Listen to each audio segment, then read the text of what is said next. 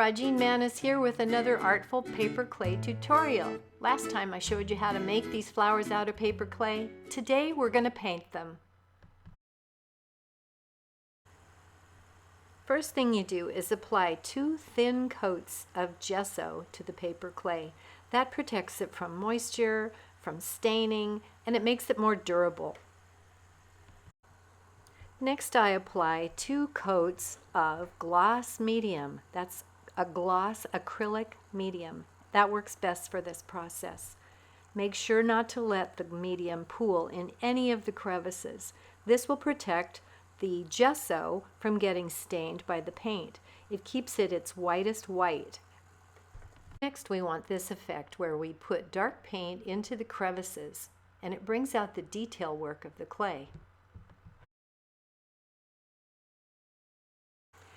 I make a thin wash of black. You'll notice it's not thick and heavy. It's very thin, and I'm circling my brush to get it into all the crevices.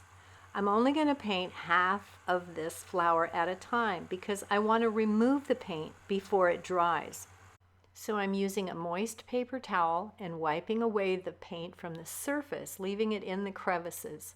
Had I not painted this with medium, it wouldn't remove very easily and might stain the gesso underneath. So here it is completed, and I'm just removing any excess black paint that's still on the surface. Now we're going to apply some transparent acrylic paints. I've got a blue, a yellow, and a red. And they're great mixers because they're very pure. The blue is a nice clear blue, the yellow is a nice clear yellow, and the red is actually a rose color. The only other colors you need are acrylic white and acrylic black. I'm going to start by taking a little bit of that beautiful blue paint, wash my brush out, and take a little bit of yellow paint. Well, maybe add a little bit more yellow paint to make a really nice green. You could keep adding more yellow to make it even more yellow green. Now a little of the rose color and a little bit of the yellow to make a nice orange. And once again, I could add more yellow to make even a more yellow orange. Now take a little bit of blue and see how well it mixes with the rose color to make a great violet color. You can see how well these mix. And these are what I call washes. They're thin layers of paint. And that's what we're going to paint this with. Thin washes of paint. When you apply a thin wash of transparent paint, it lets what's underneath it show through.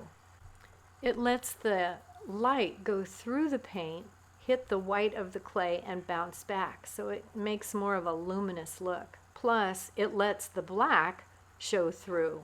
So all the work that you did to put the paint into the crevices is paying off right now.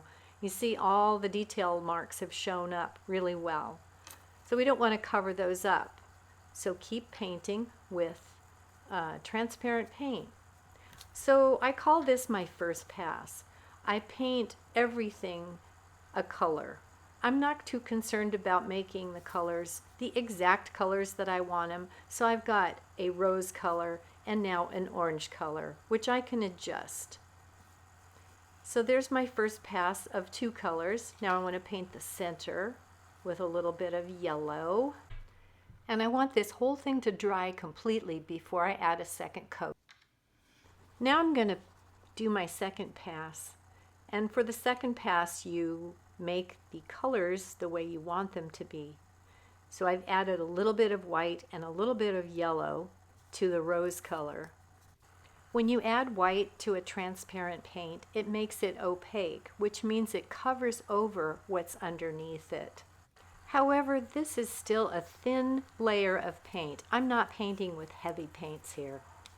So I'm doing the same thing to the inner petals. I'm painting the edges of those with an orange that I mixed with a tiny bit of yellow and a tiny bit of white. And I'm avoiding painting into the detail marks. And if I do, I paint across them. Now I'm going to take a little bit of that violet color and paint around the center of the flower just to add some interest there. And it also creates a little bit more depth because the violet color is a little darker than the other two colors, and so it makes everything kind of recess right there. And I'm going to do the same thing around the edge. I didn't add any white to this paint. It's just a transparent paint. It's the transparent blue mixed with the transparent rose. It adds a nice accent color to the whole flower. And if you look at it, you can see it makes it more interesting than if it was just black. Plus, I added some orange to the tips of the large petals to bring interest there as well. Now I have an entire collection of pink and orange flowers that I'm gluing onto another piece.